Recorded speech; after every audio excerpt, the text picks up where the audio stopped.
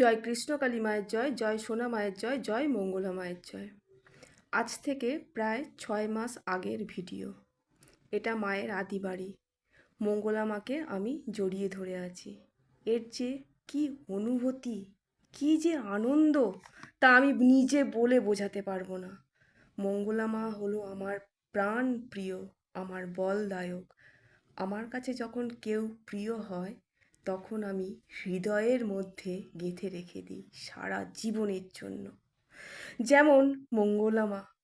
আর 5 জনের মতোই আমিও ইউটিউবের মধ্য দিয়েই মঙ্গলা মাকে জানতে পারি এবং কৃষ্ণকালী মায়ের মন্ত্রও জানতে পারি।